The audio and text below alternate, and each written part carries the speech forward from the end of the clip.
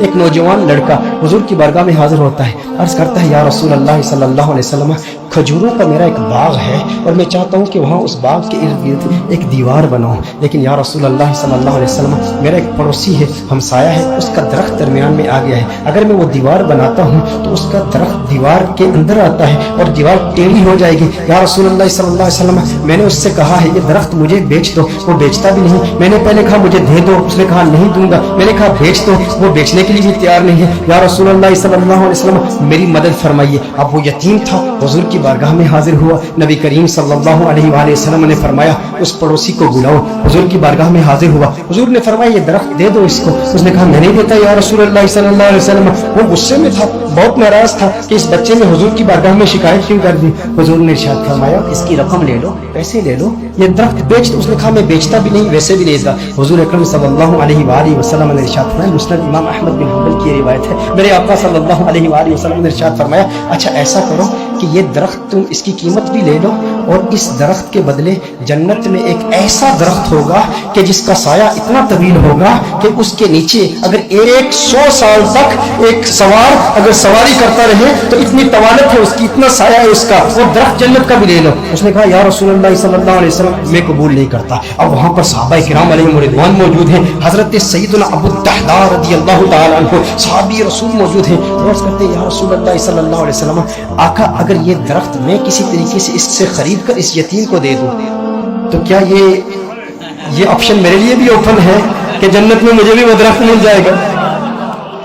اگر یہ درخت اس کے پڑوسی سے میں خرید کر اس یتیم کو دے دوں، میں کہتا ہوں یتیم سے میرے آقا صلی اللہ علیہ وسلم کو کس قدر پیار ہے، میرے آقا صلی اللہ علیہ وسلم سے عرض کرتا ہے کہ اگر یہ کسی طریقہ سے خرید کر میں اس یتیم کو دے دوں تو کیا یہ آپشن میرے لیے بھی اوپن ہے؟ نبی کریم صلی اللہ علیہ وسلم نے ارشاد فرمایا ہاں تیرے لیے بھی ہے۔ حضرت ابو الدحداء رضی اللہ تعالی عنہ فوراً اس شخص کے پاس جاتے ہیں، آپ فرماتے ہیں تو مجھے جانتا ہے؟ کہا جانتا ہوں، تو وہی ہے نا جس کے باغ میں 600 کھجور کے بڑے بڑے درخت ہیں، تیرا باغ اتنا مشہور ہے کہ مدینہ منورہ کے بڑے بڑے تاجر تیرے باغ کی کھجوریں کھانے کے انتظار میں رہتے ہیں، اور اس باغ کے اندر پھر اتنا بڑا محل تعمیر کیا ہوا ہے، میٹھے پانی کا کنواں ہے، تو اتنا مشہور بندہ ہے، تیرے باغ کے چرچے تو پورے مدینے میں ہیں، پورے شہر میں ہر بندہ تجھے جانتا ہے۔ اس نے کہا کہ دیکھو کہ اگر تیرے اس ایک درخت کے عوض میں تمہیں اپنے 600 کھجور کے درختوں کا باغ دے دوں تو یہ سودا قبول ہے؟ یہ سودا قبول ہے؟ وہ حیران ہو گیا، یہ کیسے ہو سکتا ہے؟ ایک درخت اور ادھر اتنا بڑا باغ۔ ابو الدحداء کیا بات کر رہے ہو؟ کیا واقعی یہ سودا کرنا چاہتے ہو؟ ابو الدحداء رضی اللہ تعالی عنہ نے فرمایا بالکل، وہ میرا پورا باغ تیرا 600 کھجور کے درخت ہیں، اس میں ایک بڑا ہی خوبصورت محل ہے اور اس کے گرد ایک بڑی نمایاں دیوار ہے جو مدینہ منورہ میں دور دور سے نظر آتی ہے۔ کہا وہ بھی تجھے دے دوں گا، وہ محل بھی تیرا، وہ ساری کھجوروں کے درخت بھی تیرے، وہ سارا باغ بھی تیرا، کس کے عوض؟ ایک درخت۔ کہا ٹھیک ہے، اور حضور کی گواہی میں یہ سودا ہوتا ہے۔ اب ابو الدحداء رضی اللہ تعالیٰ عنہ فوراً وہاں سے جاتے ہیں، اب ان کی جو زوجہ ہے وہ اس باغ کے اندر ہے، باہر سے آواز دیتے ہیں اپنی زوجہ کو، ہے ام دحداء ذرا باہر آؤ باہر آؤ، میں نے اس باغ کو بیچ دیا ہے۔ اب ام دحداء جانتی ہیں یہ بہت بڑا تاجر ہے، بہت بڑا بزنس مین ہے، خسارے کا سودا نہیں کرتا، کبھی خسارے کا سودا نہیں کرتا۔ ام دحداء نے کہا ہے ابو الدحداء کیسے سودا کیا ہے؟ کہا جنت کے ایک درخت کے عوض میں نے بیچا ہے۔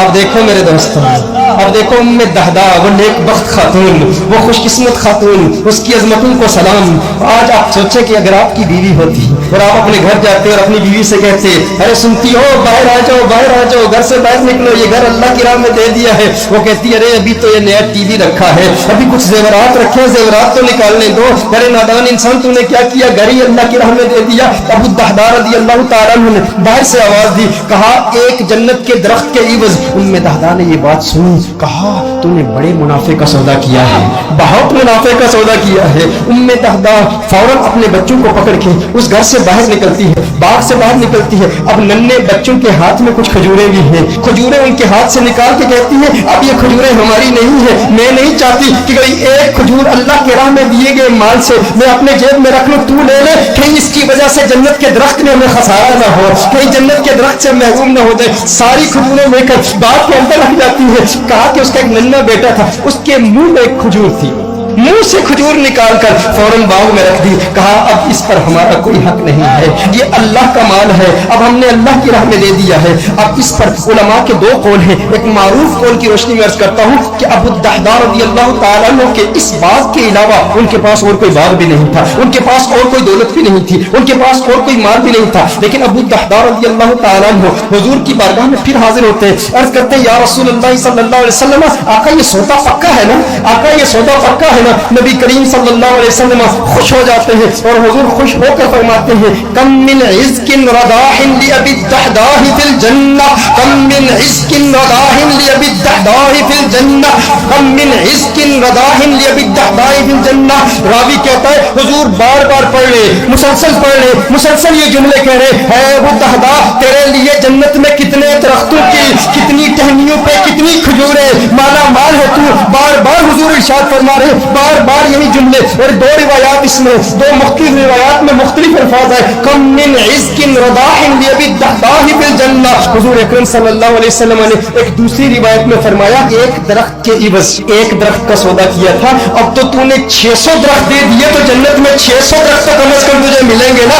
मैं मोहम्मद अरबी सल्लल्लाहु अलैहि वसल्लम जन्नत में देख रहा हूँ कि खजूरों के कितने दरख्त अल्लाह जल्ल व अला ने तुझे दे दिए हैं। मेरे दोस्तों इतनी कुर्बानी दी, एक यतीम की खातिर दी, लेकिन उन लोगों की कुर्बानी का अंदाज भी देखे, उनकी कुर्बानी का अंदाज भी निराला है। आज कोई कुर्बानी दे ना तो उसे जन्नत की जमानत मिल जाए, या कोई कहे, कोई शेख ही कह दे, कोई स्कॉलर ही कह दे, कोई ऑर्गेनाइजेशन का मेंबर ही कह दे, कोई तहरीक वाला ही कह दे इतना काम करे ना तो फिर तेरा काम कबूल हो जाएगा। वो कहते हैं मैंने तहरीक के लिए, मैंने दीन के लिए, मैंने इस मस्जिद की तामीर के लिए, मैंने कंजुल हुदा के लिए, मैंने दीनी ऑर्गेनाइजेशन के लिए, अपनी तहरीक के लिए इतना बड़ा काम किया, अब ये काम काफी है। लेकिन सहाबा किराम अलैहिम रिज़वान का ये मिजाज नहीं था। अबू दहदा के लिए मेरे आका नारे लगा रहे हैं, बार बार फरमा रहे हैं अरे कितनी खजूर है, मैं देख रहा हूँ जन्नत में ये सारे तेरे हैं। बार बार इरशाद फरमा रहे हैं भाई जितने इतनी तसल्ली मिल जाए और लिसाने मुस्तफा से मिल जाए, आका की जुबान से मिल जाए, उसकी किस्मत किस अरूज पर होगी। लेकिन फिर ये वही अबू दहदा है, उसके बाद भी मेहनत करते रहे। ग़ज़वाए उहद में जब दुश्मनों ने हुजूर पर हमला किया,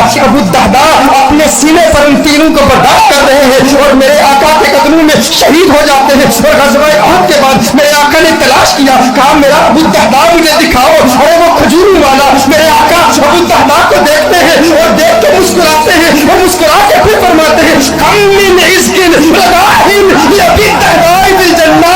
अबू दहदा जन्नत में खजूरें ही खजूरें, खजूरों के दरख्त। मेरे आका खुश होके उसकी हौसला अफजाई फरमा रहे हैं। मैं कहता हूँ कैसा खुशबख्त है जिसने हुजूर की जात के लिए, हुजूर की जान की तहफ़्फ़ुज़ के लिए अपनी जान दे दी।